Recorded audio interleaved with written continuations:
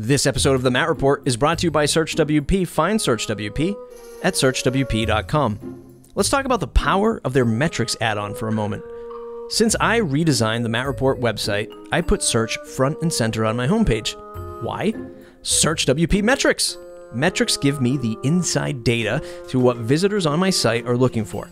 I love the graphs and the actionable advice that it provides me. I can make informed decisions to create new content or optimize existing content that my audience is searching for.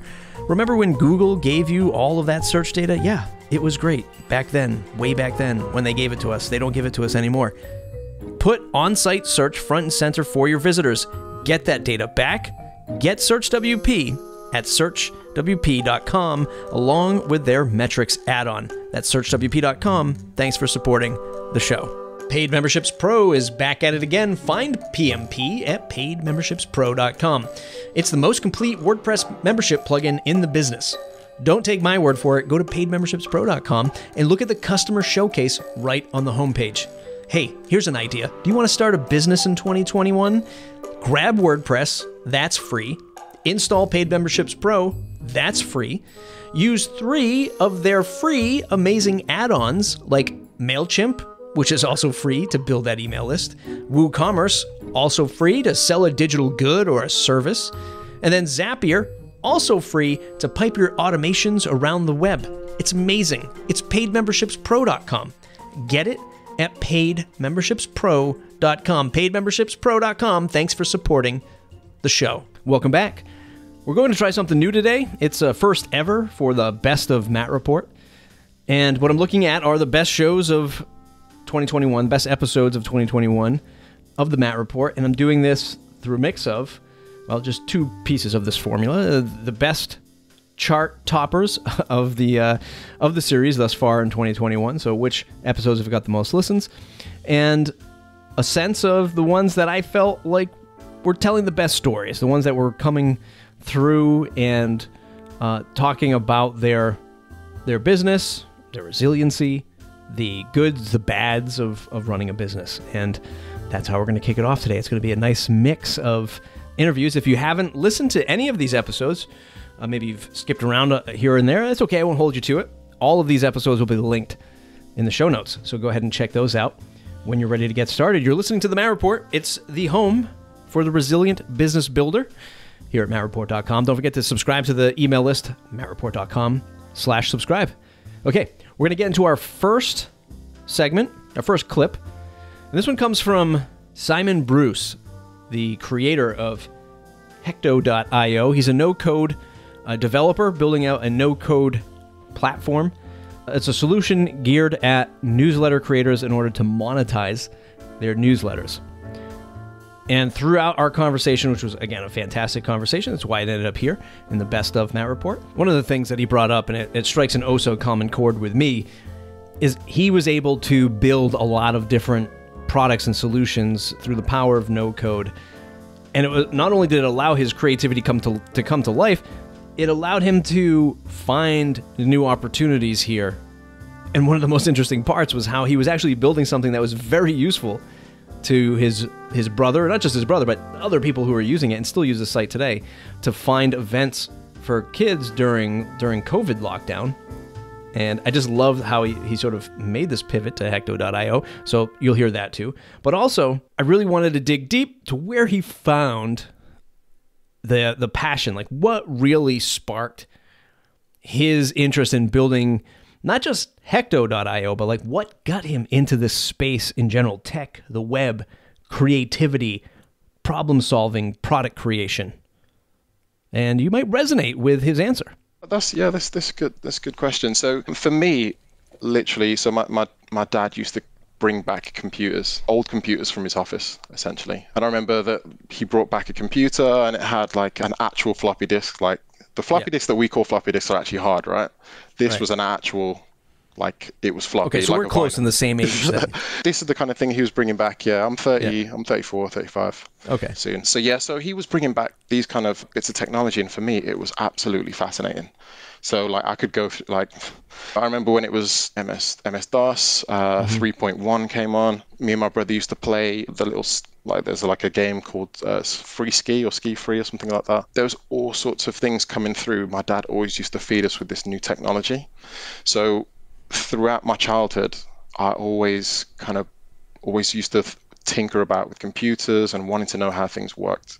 And then I studied engineering at university, and it's just the way that my mind works anyway. So yeah, essentially with my dad bringing this kind of new technology and the way that my brain works in terms of breaking things apart, how does it work? I've always felt drawn to this space anyway. And going back to the no-code space, this is such an exciting period because the barriers for exploring this further, your example was somebody doing an oil change on a bulletin board, but it's the same thing again of how cool would it be if you could, Right. But now we've got the tools to think really far ahead. Yeah. So yeah, it's an exciting space. And yeah, just through my dad, through the engineering course, that's the way that this has all come together for me.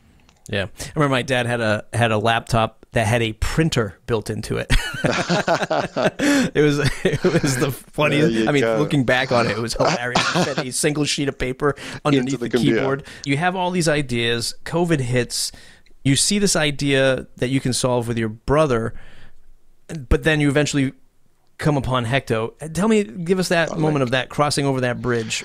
How did you get to the point of ending that parenting app and then moving over to the newsletter? So the original project was rainydaykids.co. Definitely go check it out. So essentially what I wanted to build there was directory where you could kind of filter through all the different types of activities that you could do with kids. If it was a free Spanish course that Rosetta Stone is doing, there's a link to that, or you can search and find that. If there was something to do with painting stones for younger kids, or if there's help with homework for older kids, I just wanted to build something that was a directory to help everybody who had kids and was kind of struggling with what to do with them on day 60 or day 90 of this kind of lockdown. Or day 300. Yeah. So in building that, it got to the point where I was definitely adding, things and items to the website. And I felt like, speaking to my brother for sure, he didn't really have time to go just, surfing on the net to go see what type of things he could do with his kids. If anything, it would be easier if he had a newsletter or an email that just said, hey, you've got kids who are this age,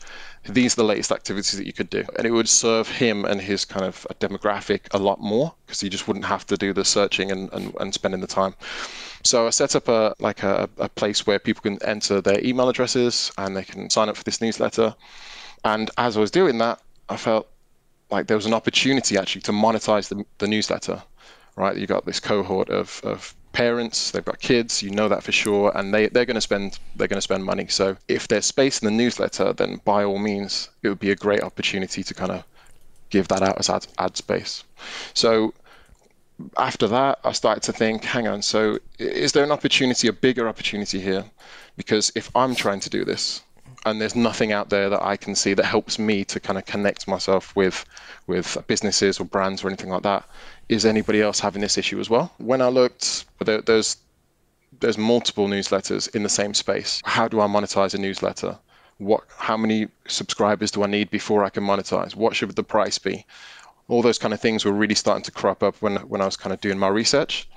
And it felt like the kind of crossover was kind of felt very organic. So I decided to spin up Hecto as a really, really kind of small version 1.0. It was basic landing page. The principle was there. You had a couple of newsletters, not that many signed up. And I launched it on Product Hunt. I think it was July or August in 2020. And to be honest, I got decent amount of votes, and people were just constantly saying, look, it's a great idea. And that for me was more of the reason I did that was, one, to kind of get it out there, and two, to get the validation. Were people interested in doing something like this or signing up to something like this? And resoundingly, it was yes. So off the back of that, I felt I'm doing this on the side of a full-time job. So the likelihood of me maintaining two websites at the same time is just not going to happen. So there had to be a choice that was made. So the decision was to kind of follow up with Hecto, and I've been doing that ever since. You're a stronger man than I am, because I would have tried to do both. I would have kept going. I'm looking at rainydaykids.co right now, and your click-through rates or on-time measurements must be pretty high, because I'm just like clicking through. I'm like, ooh, Disney Kids, man. And then it's like, ooh, rainbow bread. Exactly. Yeah, exactly. I'm just like going through this. I'm like, wow, like planting little seeds. And I'm like, oh, this is pretty cool. There's still traffic going to that website. People still checking it out. But yeah, the click-through is, people going to see things and then click through. So, yeah. Next up is Amber Hinds from Road Warrior Creative. And again, I'm going to have to like tone myself down from saying this for every segment here, but it's a fantastic episode. You should definitely listen to it. That's why she's here. But we talked about what a B Corp was, a certified B Corporation, which I didn't really know anything about largely going into this. I mean, I've heard about it before, but I had no idea what it was. I thought it was just like this other tax benefit thing. But very interesting to learn more about what a B Corporation is. And, well, you're about to hear what that definition is and why she picked it for her company. So a Certified B Corporation is a corporation that is a for-profit company, but that has gone through a certification process and a review process of their policies to ensure that they are striving to do more than just benefit their shareholders with their business. There's a couple of different components that are looked at, but the briefest is trying to have either positive environmental or community aspects, or having or being good with how they employ good employment practices for their workers. And we, from the very beginning, I've always just naturally been driven to wanting to make a difference in the world. And when we took my freelance business and turned it into Road Warrior Creative, we spent a bunch of time, my husband and I, who's my business partner, Chris, we spent a bunch of time talking through what are our values and what kind of business do we want to be? How do we want to treat our clients? How do we want to treat our employees?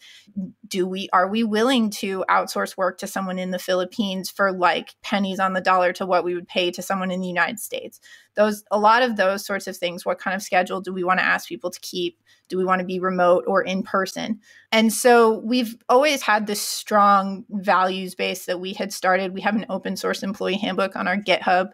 And as I mentioned earlier, there are a few businesses that we've really followed that we've been super impressed with their business model. And at the end of 2019, we decided that we wanted to really try and put our money where our mouth is, I guess, when it comes to we're a values-based business. And there is a free assessment that anyone can do, the B Impact assessment. And if you get over a certain score, then you can say, okay, I'm interested in pursuing certification, at which point they have an internal auditor. It takes several months. They review everything you've submitted. They ask you for extra clarifications. You go through an interview. You have to submit documentation to prove certain things. And then they give you a score. And that's how you become a certified B Corporation. Also, if you have to amend your bylaws. So what that means is different in different states, because different states have different requirements. So we were able to stay in LLC, but we did have to amend our operational agreement to specifically say that it's not just for the benefit of myself and my husband. So bcorporation.net has a ton of info on it about what the process is. You can see there's a directory of all the different companies, and you may notice it because it's a variety. And there's big companies like Ben & Jerry's, or in Fort Collins, where we used to live in Colorado, New Belgium Brewing is one, and they're all employee owned now. So there's a lot of things there about just trying to be a better business person. Next up is a man who needs no introduction. It's Matt Mullenweg, co-creator of WordPress, founder of Automatic, the company behind WordPress.com, many other things, which we talked about in that episode. And most notably, WooCommerce. And, well, I don't want to spoil this segment. If you didn't listen to that episode, what his thoughts are on where WooCommerce is in the landscape of e-commerce. I kind of knew what his answer was going to be when I asked him, and I think thinking back to that interview, I purposely asked it because I felt like there's many people out there that think WooCommerce is just, well, it's there, it's mature, it's settled, it's in its place. You know, I see this all the time with people looking at Shopify and headless e-commerce solutions, and how, they've quote unquote dominated the market, and WooCommerce has kind of just lost its opportunity with a question mark. I'm Ron Burgundy. Anyway, here's what Matt Mullenweg thinks about where WooCommerce is in the year 2021. It's day one with WooCommerce. When you look at the potential there, I often say that WooCommerce is where WordPress was in 2008. I would say that's for software maturity. In terms of like where sort of percent of the market that it's captured, it's where WordPress was in like 2003 when it was like B2 plus some hacks. There's just so much there, and probably a good place to mention that Automattic is hiring for 30 or 40 open roles. So whatever, if you're a copywriter, if you're a support person, if you're a salesperson, like we are hiring as fast as possible. And a lot of those new hires are going into the WooCommerce side of things. So if you're interested in that, it's the largest rocket ship I've ever been a part of. And if we do it right, it is not just bigger than all the rest of Automattic's businesses combined, but probably maybe like a 2 to 10x bigger. That's tremendous. One of the things, speaking of products I wish you put more money into, things like VideoPress was a phenomenal product, but it's all integrated into Jetpack now. With this rise of video and all this stuff, is that just going to be a long-term bet, or do you not see like that chunk of Jetpack or the business being something that's very alluring right now? Yeah, just to give 2 little previews for your audience. Cool update to VideoPress coming. It is very eminent. The player especially is so much cooler, so much nicer. It feels even more modern than like a YouTube player. Continuous updates to the infrastructure. So we're making, as Automattic builds out its global network, I think we're 30 plus points of presence globally.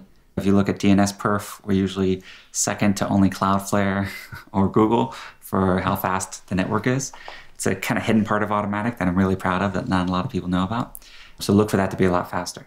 And then finally, as you've probably seen with Jetpack CRM, Jetpack Backup, a few things, is we're making it so you can both buy and install these things a la carte. I don't think VideoPress is still a standalone plugin right now, but essentially what we've been doing with Jetpack is architecting it. So if people just want one of these features, they could just install that add-on plugin, much like Jetpack Backup or CRM or how Kismet and Jetpack interact. We want to give people the flexibility to pick and choose just what they want, because it's not entirely true because Jetpack has its own internal plugin system. So if you're only using one module, the rest of the code isn't being loaded. It's not slowing down your site at all. But I do get the perception where people are like, it does 20 things, I'm only using 5 of them. So yeah, ways that we can break it up, I think are helpful. Yeah. There still is, the truth is that if you install Jetpack and the CD and everything, it will make your site faster though. And I think a lot of people, I appreciate that people have been starting to run benchmarks and things to overcome the myth that Jetpack slows your site down when in fact it actually speeds it up. Rounding off today's episode is somebody that I've admired and respected greatly since her and I were on the same, I think, podcaster panel 8 years ago. It's Miriam Schwab of Static, which is a static hosting platform. Again, fantastic episode. If you want to learn more about the hosting industry, the technology of static hosting, certainly listen to that episode. And, what would be a great sort of after dinner treat would be Jason Ball's podcast episode, which I also did with him talking about the WP GraphQL plugin. 2 fantastic episodes. Anyway, one of the most admirable things that Miriam shared with us is her approach to raising money, going after investors, how she went after investors, what her thought process was like to go after investors, to invest in Static in a marketplace, aside from Automattic, which already does this, raises money, large amounts of money. There's a lot of WordPress companies that they feel like that sport isn't for them, and they almost kind of feel like it's not something that they want to do, or like an open source company should do. I mean, I could be putting words in people's mouths, but there's a general feeling that raising money, having investors, sort of diluting your stance in the business isn't attractive. And hey, I mean, different walks for different types of people. That's totally fine, however you stand in this space. I really enjoyed it. I think it's a smart move, especially for her, and I really loved her outlook. So here she is, Miriam Schwab, raising money for her business, Static. Not the traditional business loan route. I went the venture capital funding route right from the start. Why did I go that route? One major reason, I think, is that being in Israel, it's a very tech-driven, startup-oriented ecosystem. And in my agency, Lumnea, we had been working with a lot of these tech companies, and it's just all around. And so that's the model that appealed to me. I wanted, if I was going to do this, I wanted to do it big. And to do it big, you need to raise significant amounts of funding, mostly to build out your team. And also it seemed very exciting to me. I wanted to be part of that. And it just made sense, when you're tackling a market that's as big as WordPress, and this is one of the things that I think the WordPress industry kind of is not so self-aware about, which is it's such a huge market with such high value that people who approach it from that more kind of aggressive point of view, there's a lot to be won there, as opposed to kind of growing incrementally. I'm not saying we haven't been hyper growing for various reasons. What we do in a very methodical way. We don't just throw money at stuff to make it happen or something like that. That never works in any business model. But yeah, I wanted to be part of that, and I just thought it made the most sense for the vision of Stratic, and also being part of the ecosystem means that I and then when my partner Josh Lawrence joined, we could gain access to a lot of resources and mentors and advisors from the ecosystem who could help push us forward. So that's the route I went. It's non-traditional for WordPress, that's for sure. And also, by the way, that made it hard for us to a certain extent in terms of raising funding. At a certain point when we were pitching investors, we realized that our first slide in our deck has to be, the WordPress ecosystem is really, really massive. Here's what it is. And also here are some giant corporations that use WordPress. And then the investors would be like, what? Really? I thought it was like cat blogs. Not that extent, but you know what I mean? Yeah. And we'd be like, oh no, Disney uses WordPress, and I don't know, Forbes and this and that, and all these big name brands that we have in our slide deck. And then that would orient their thinking towards, okay, this is a really big market. WordPress in general, all of us, we need to realize it's a really big market. I'm not saying that everyone needs to go the startup route at all. It's not easy at all. It's very painful in many ways. And it, of course, has risks. I think it's great for there to be awareness of both directions. Taking out a business loan in a smart way could be awesome. And then also what it means is that you own 100% of your shares, or you and your partner.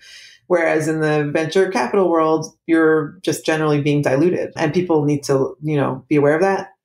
For me, I see it as an opportunity to grow something really big. And yeah, I don't own 100% of it, but that's fine. I get to be part of or one of the leaders of something that, God willing, can be quite. Did you have some inspiration, or is there just another business you look to as personally and you say, this is what I want to replicate. This is the kind of leader I want to be? Oh, that's a tough question, because there's a lot of things that over many years I think influenced the direction that I went in with this. So first of all, with regards to investors and people not wanting to lose control, the world of investors has changed over the last 5+ years, in that investors don't come in to be like, you know nothing, I know everything, do this, do that. They have realized that doesn't work well. And so most investors who have any self-worth, which is, I think, a lot of them, they come in to collaborate and cooperate and guide or the founders, rather than push and criticize and try to control, because that just doesn't work. But people should be aware that that's not how the world of investors really works anymore. Obviously it's not across the board, but they come in as partners. And by the way, I've been advising quite a few WordPress companies or providers who are shifting to product lately on their fundraising process.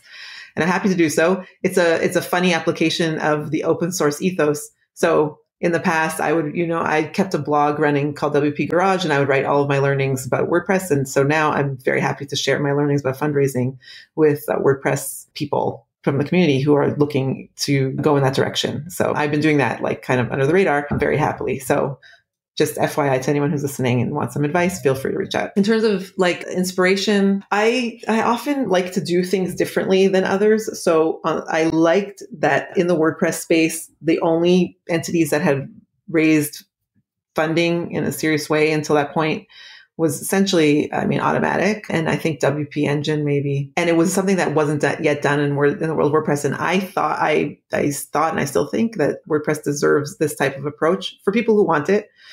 And it makes sense. And so I wanted to do that. The funny thing is that when we announced our funding on TechCrunch, that same day, by coincidence, Elementor also did. So we weren't the first ones to announce this type of funding. It ended up as being the two of us on the same day. And at the end, which is also, they're also an Israel-based company.